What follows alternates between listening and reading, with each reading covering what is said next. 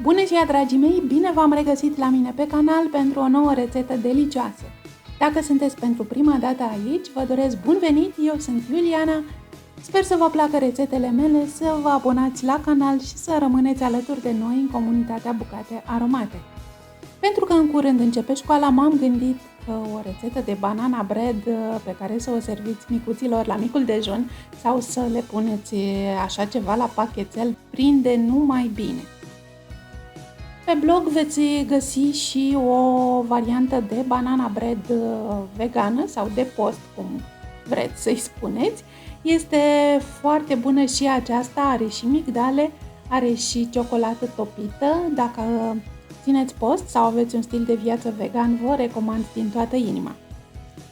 Revenind la checul nostru de astăzi, consistența aceasta grozavă se obține totuși cu ouă, cu unt, cu un pic de iaurt și cu multe picături de ciocolată. Aveți ingredientele pe ecran chiar acum pentru un chec de dimensiune obișnuită.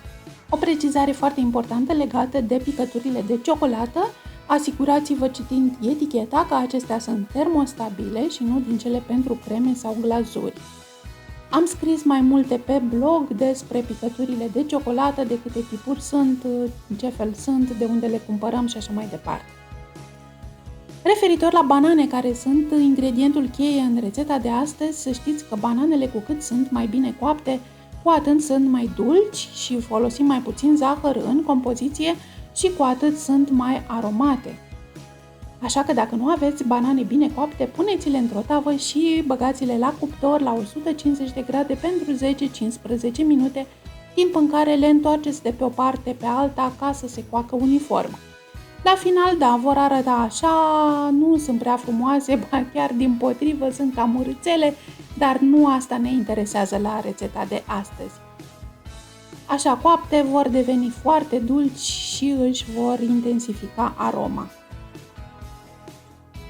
Le pasăm cu o furculiță, nu este nevoie să le pasăm la blender, dacă sunt bine coapte, se pasează foarte ușor cu furculița și apoi lăsăm piureul obținut să se răcească cât timp noi ne ocupăm de celelalte ingrediente.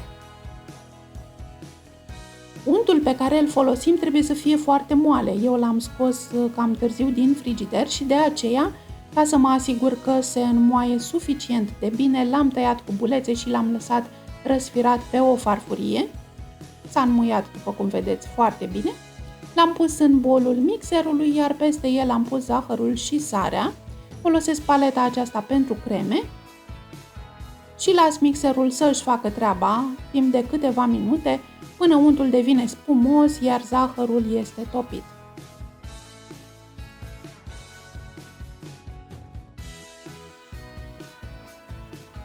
Cele două ouă din lista de ingrediente le vom adăuga în compoziție pe rând.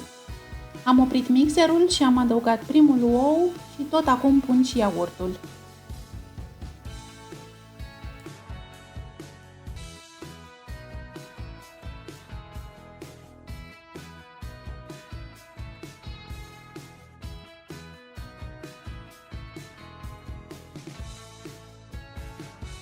Pun și extractul de vanilie și am profitat de pauză ca să mai curăț paleta și pereții bolului.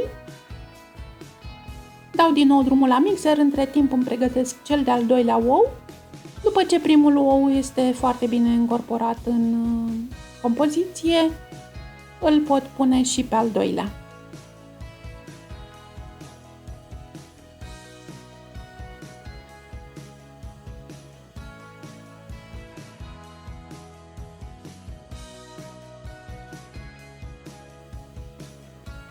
Acum a sosit momentul să punem piureul de banane, care între timp s-a răcorit. Deci îl putem adăuga fără probleme peste unt.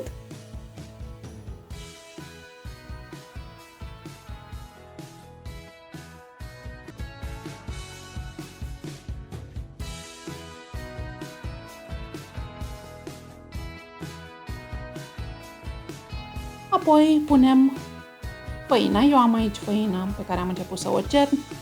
Adaug și jumătate de linguriță de praf de copt și jumătate de linguriță de bicarbonat. Iar pentru un plus de aromă am folosit o linguriță de scorțișoară. Puteți să puneți mai mult dacă vă place scorțișoara și la fel de bine puteți să folosiți, dacă aveți în casă, un mix de condimente pentru turtă dulce. Banana bread se potrivește de minune cu aromele de la turta dulce, deci dacă aveți un pliculeț cu astfel de mix, îl puteți folosi cu încredere.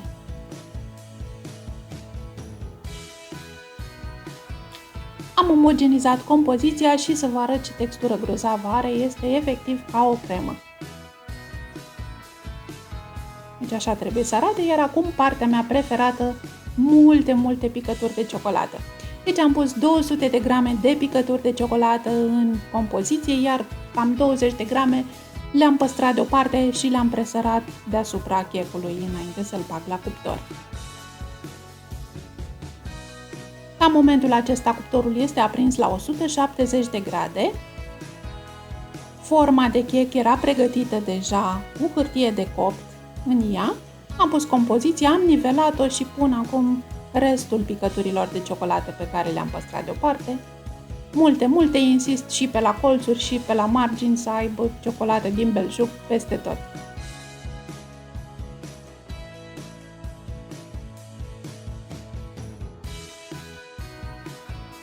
Am păstrat marginile acestea de la hârtia de copt mai înalte, ca să-mi fie ușor să scot checul din formă după ce se coace. Checul pleacă la cuptor la 170 de grade pentru cam o oră. Eu aici am deschis cuptorul după 50 de minute și l-am verificat, era încă moale, nu era rumenit deloc, așa că l-am mai lăsat încă 20 de minute, deci la mine a durat o oră și 10 minute, dar firește că depinde de cuptorul fiecăruia. La checul acesta, uitați, testul cu scobitoarea poate fi înșelător pentru că el oricum este un chec umed și moale în interior. În plus puteți nimeri câteva picături de ciocolată care încă sunt moi și lichide și atunci nu vă ajută cu nimic testul cu scobitoarea. Deci dacă checul este bine închegat și ușor rumenit deasupra, înseamnă că este gata. Așa arată la final. Checul nostru va fi moale, umed și își păstrează această moliciune timp de câteva zile. Eu am păstrat special de data aceasta un colț ca să văd cât de mult rezistă așa în stare proaspătă înainte să se usuce. L-am mâncat după vreo 3 zile și încă nu se uscase, cred că ar mai fi ținut încă 2 zile. Dragii mei, sper să vă placă, sper să vă folosească rețeta de astăzi. Abia aștept să-mi spuneți cum a ieșit și cum le-a plăcut celor mici. Dacă v-a plăcut rețeta, vă aștept cu un like, vă aștept să vă abonați la canal, iar până la rețeta viitoare eu vă spun la revedere!